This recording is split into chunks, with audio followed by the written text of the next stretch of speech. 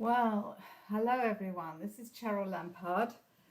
Whew, it's a very hot evening and I've had some technical issues. So it's going to be streaming tonight on Cheryl Lampard's page and then I will download it to Knitter Matters within 24 hours. Sorry about that. Anyway, here we are. So welcome indeed to Knitter Matters. This is season 4, episode 7. Thank you so much for joining me and I'm delighted that you're here.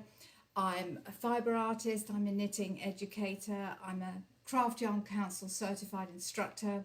I used to be a yarn store owner in Brighton, England many years ago, and one of the great things about owning a yarn store is that I was able to teach people how to knit. I loved doing that then and I love doing it now. Now this episode is all about short row shaping. And short rows are partial rows that are used to shape knitting by forming sloped or curved edges or for adding contours within the fabric. Very useful for things like darts, for raising the back neck, say, of a yoked sweater, things like that. So I'm going to just switch to the worktop. So I've got a couple of examples here. So unlike using increases and decreases for shaping, which change the amount of stitches and affect the fabric width because of that, short rows change only the number of rows in certain areas without changing the stitches, but it will affect the fabric length in that area. So for this little piece, it's affected the length here and it's been balanced with, another set of these little squiggly things, but these are all short rows. And as you can see, it doesn't affect the width. You do get a sort of bubbly textured effect here, which is exactly what I wanted. And really that's the point of doing short rows. You can contour something or shape it round something. So short rows are frequently used for sock heels, shawl collars, where you don't want to increase the width. You just want to get a really nice subtle curve. Garment darts, as you can see, this technique is great for doing darts. Anywhere where you need to contour or shape to fit the body, or even for toys, things like faces on little toys, things like that. But you can also use them to add colour and texture, as here, or interesting edges. This little piece here, I showed that this is actually the edge of a pattern from the edge of a shawl. And I did show this in more details in season 1, episode 39. This is all short rows here. As you can see here, that this is the this would be the edge of what was a shawl, and this fans out. So this is all a short row technique. So you get this kind of lovely ruffled and lacy edge. As I say, if you want to see more about some of the techniques, go to season 1, episode 39. But today, really, I'm looking at how to actually work the short rows. Okay, so the wrap and turn method is probably the most likely that we're going to come across in pattern instructions. Oops, just make sure that's on silent. It's the one that we're most likely to see. I've done a piece here in yellow on this green knitting, and as you can see, it's kind of raised there. I just did a sort of little bulbous bubble there, but as you can see, that would work quite nicely for the face of a toy or a doll or something like that. But on a larger scale, obviously you could use that as a dart, but I did it in a different colour so you could sort of just see how that works. And as you can see, there's more rows in the middle than there are to the sides. So wrap and turn method, I'm just going to go over that. I'm not going to do a different colour, I'll just stick to the green that I'm doing. So what I'm going to do is I'm going to knit to the turn. Now a lot of knitters don't like wrapping and turning because it doesn't necessarily give you the smoothest transition. And I actually find wrap and turning, it's I don't know if it's how my brain works, but sometimes I just forget how to do it. Okay, so I'm going to knit to where the turn would be. And in this case, I'm going to go to 3 stitches from the end. My yarn is at the back. And I'm going to bring my yarn forward sorry, I'm going to actually, see what I mean about forgetting what to do.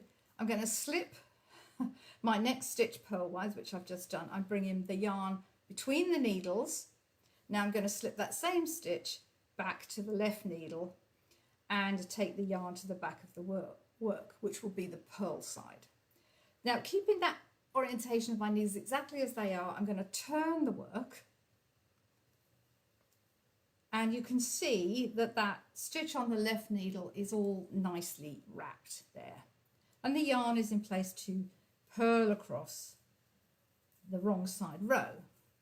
I'm going to do 3 stitches on this one. Just go across to 3 stitches. Okay. So my yarn is in front, so I don't need to do anything with that. I'm going to slip it, the next stitch purlwise. Now I'm going to move the needles to the back of the work. Okay. And I'm going to turn the work, and I'm going to slip that needle now back to bring the yarn to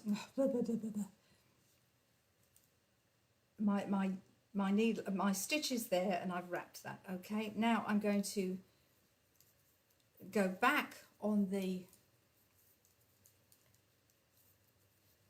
row that I've just done. This time I'm going to stop at, let's make it 6 stitches, and I'm going to do the same thing again. My yarn is at the back. I'm going to slip my next stitch purlwise. I'm going to bring my yarn forward. I'm going to slip that same stitch to that left needle and put the yarn back at the back of the work. Now I'm going to turn again, and then I'm going to do the same thing here, and I'm going to work up to 6 stitches.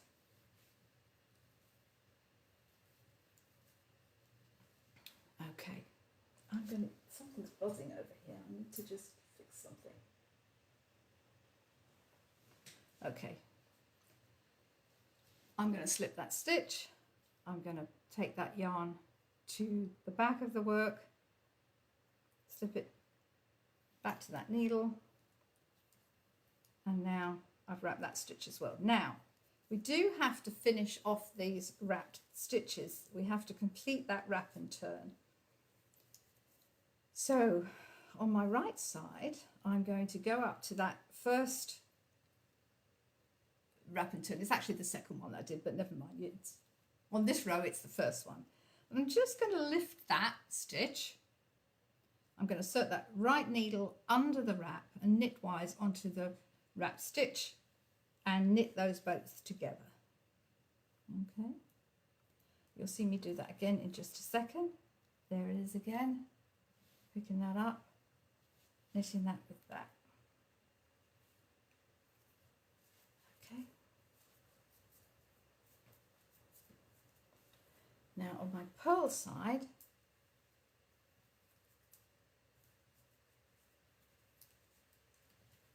sorry, just have to watch me do this bit. I hope you're all well and you're not suffering too much from the heat. So I go up to where my stitch is wrapped. It's a little harder to see on the purl side your wrapped stitch, but there it is. There it is. That's the stitch that was wrapped. So what I do now, I just go from behind, pick that loop up, place it on the left needle and purl those two together.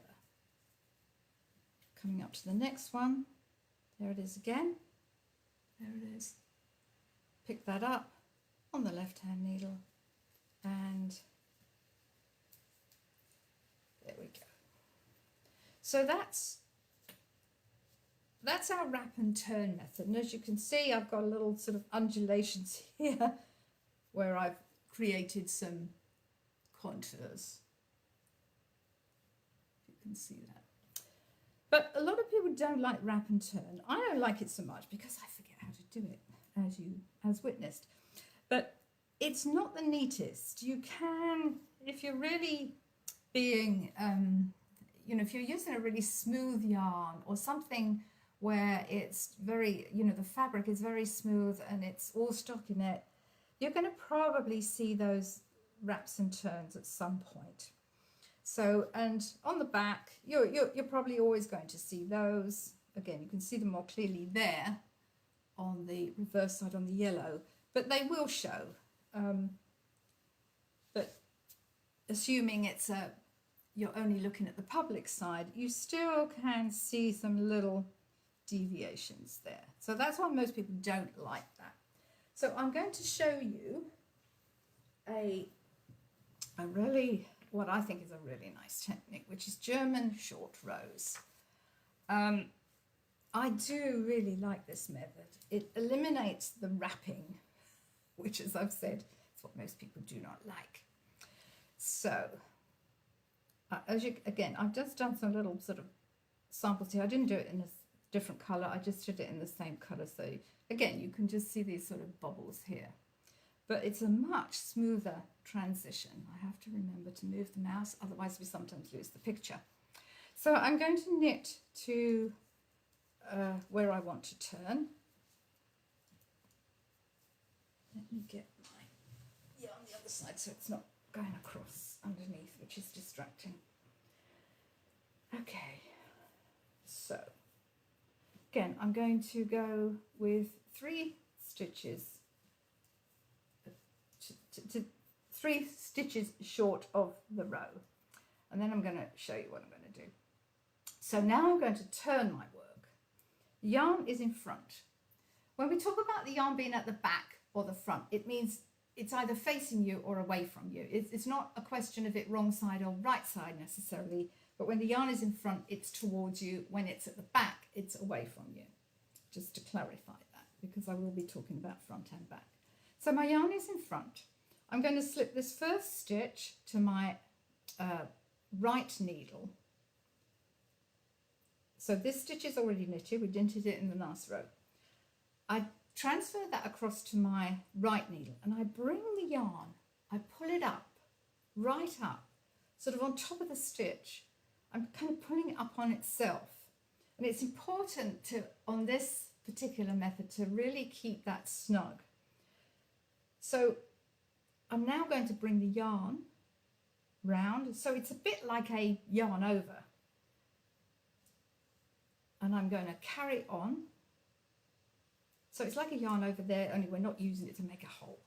I'm going to snug that up again because the tension is important on this one. And then I'm going to start purling. And again, I will stop 3 stitches short of the row.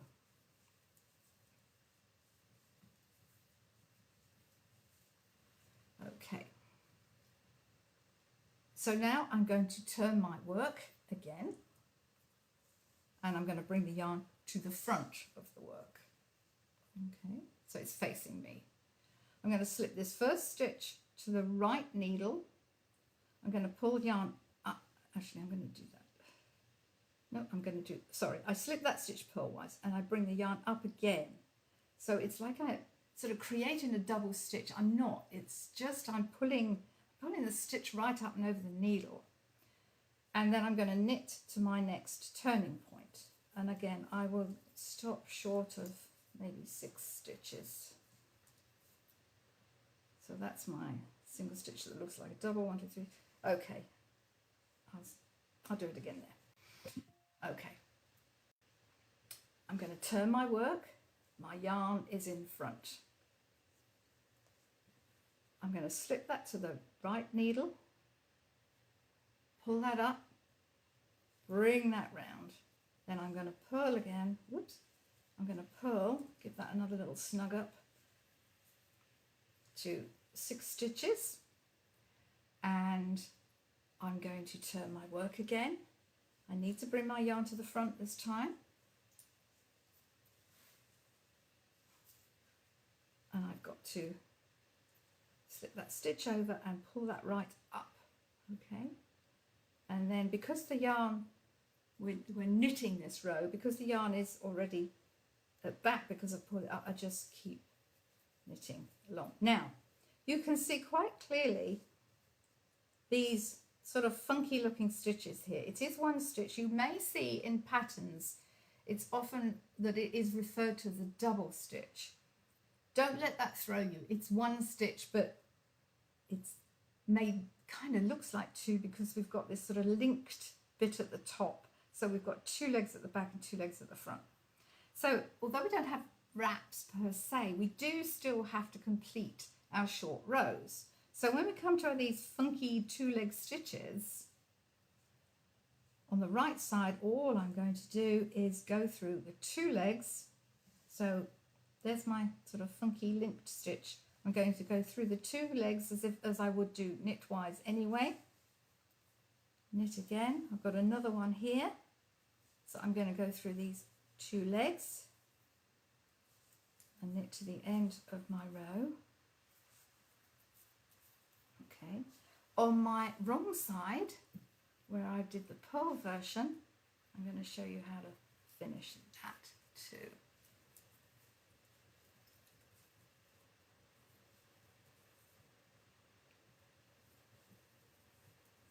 I hope you can see this okay. I'm having to pay attention to what I'm doing here. Normally I can sort of look at the camera and talk, but I'm really having to pay attention here. So I've come to my funky linked stitch on the purl side. Again, it's two legs and all I do is purl two together. Come to the next one. And when you do that, what happens is that double stitch sort of pushes to the back. So here again, I've got those two legs. That little linked bit is over the top. I purl that and I purl to the end. Okay, so let's have a look at this one.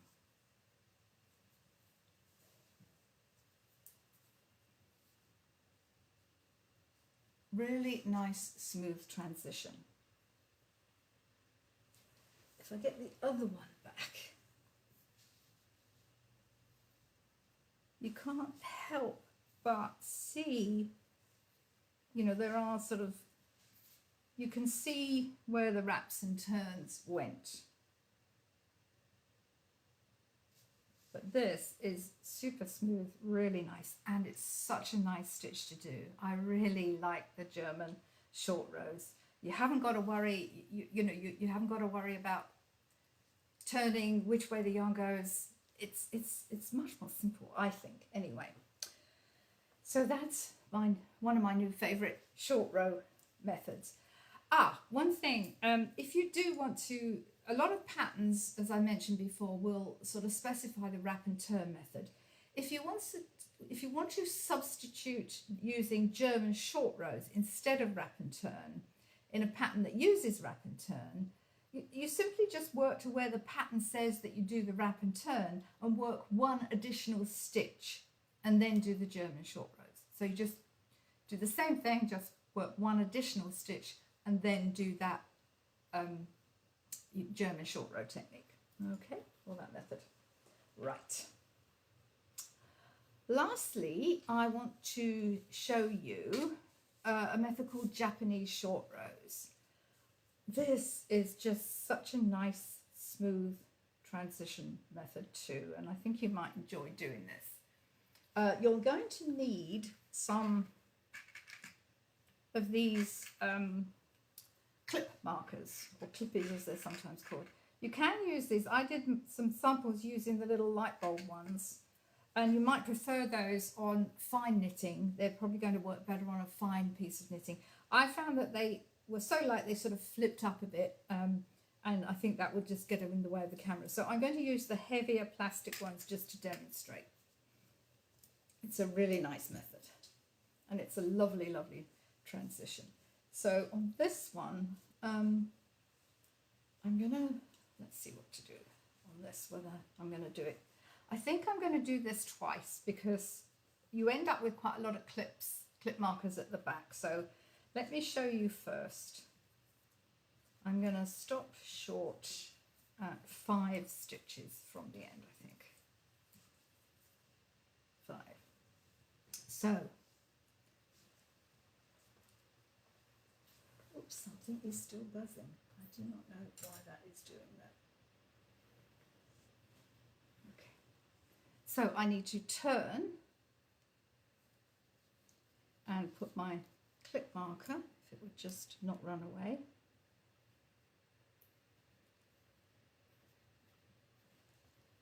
Okay, and then you just sort of snuggle that up to the knitting. So the wrong side is facing us at the moment. Snug it up. So I'm now going to purl to my,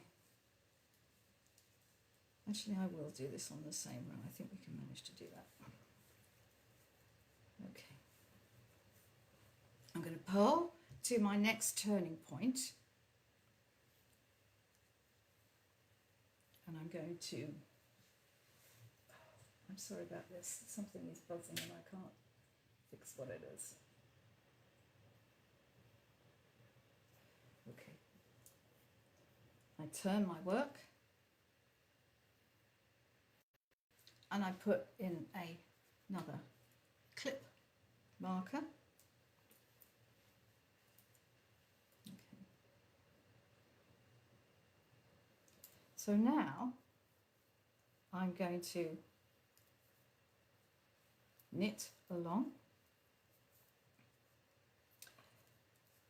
And as you can see, if you had a lot of short row turns, you would end up with a lot of clips on the back. So, you know, just it might be helpful to have one colour for purl side rows and one colour for knit rows. So you knit up to that stitch. You actually knit that stitch where the marker is hanging from it. Now this is a really cool bit. This is why I love this technique. So you pull on this marker. So you create a loop. I'm all fingers here because I'm trying to show you. But you're creating a loop there. Oops. I know you can, sorry, I had it a bit too high there. So that I've knitted that stitch.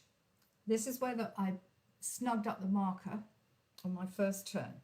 I'm going to pop that onto the left needle. Okay. I pop that onto the left needle. You want to be sure that you're seating the stitch with the right leg facing, which I am there. And then you knit that loop together with this one. That's all you do. Okay, that's all you do. Now I can take that stitch marker off. How easy really was that? Okay, I'm going to knit some, and you can see how nicely that works. I'm going to show you on the purl side, and then I'm going to do it again. Now, wouldn't you know it, the purl side, finishing the purl side is a little more involved, but not terribly so. You just have to do, there's just a couple more steps to it. So I'm going to purl up to my marker.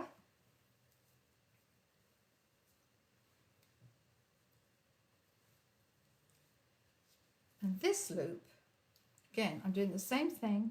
This loop needs to go onto my right needle. Now what I have to do now is change the orientation of the next stitch on the left needle. So I have to slip that knitwise, okay, and put that on the needle knitwise. Now I'm going to put that stitch back onto the left needle. I'm going to take the stitch marker out here so you can see what I'm doing, and then I promise I'll do it again in a second. Okay, now the next step and the final step is that I have to purl those two stitches through the back of the loops. And again, it's as well to check when you've done that that your stitch leg is sitting the right way. And again, you push that sort of double stitch, that purl or knit two together to the back. Now I would say on this technique, on this Japanese technique, it is going to show on the reverse side, but again I'm assuming that if it's not a reversible thing, that won't matter. So it is so smooth. Let me just straighten that stitch out.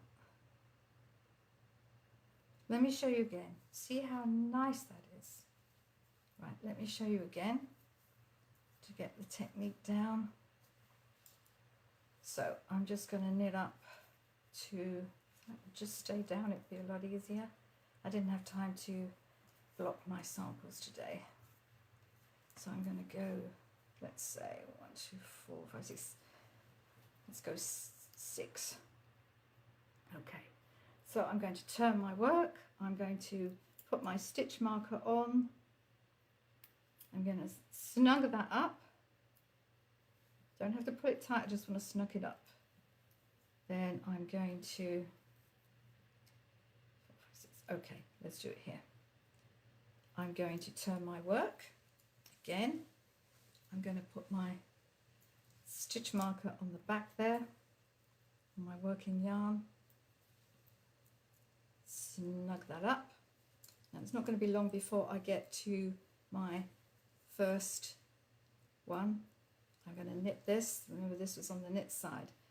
This I pull up. Let's get the needle behind it, then you can see. I need to put that on my left hand needle. Okay, and I need to make sure it's seated the right way, which it is. Now I need to knit those two together. There we go. See, nicely seated. Let me take that off. If you find that you've done it the wrong way and you've just twisted it, at that stage it's easy to remedy. You don't want to have to remedy it several rows on. Let me continue knitting to the last stitch there, and I'll show you again that rather more fiddly one when we do the pearl finishing off. Oh, I can feel my makeup is melting, it's so warm. Okay, right, here we go. This time I'm pulling that loop out. Okay, I'm pulling the loop up and out. I'm going to place that on the right hand needle.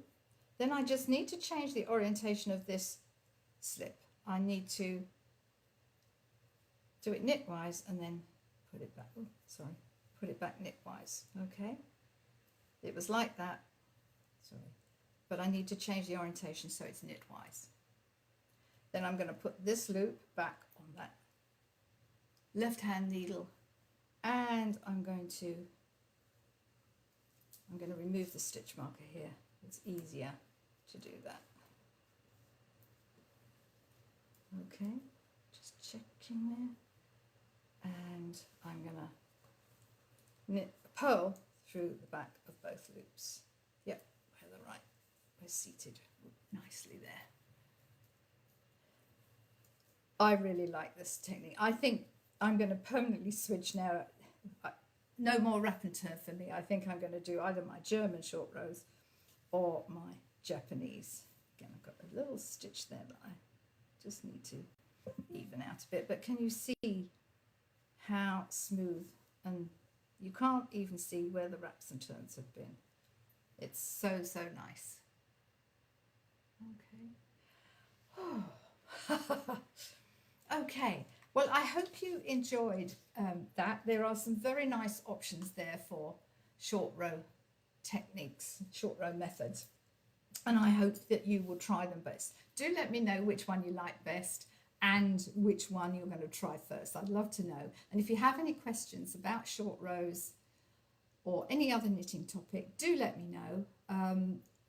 Let me know by private message, direct message, or email me at cheryl@knitandmatters.com, and I'll be very happy to answer them. Because if you have questions, other people will have them too, even if it's not something you've thought of. Somebody out there will be wanting to ask that question. So any knitting related questions, do let me know, and I can include them in a future episode of Knitting Matters.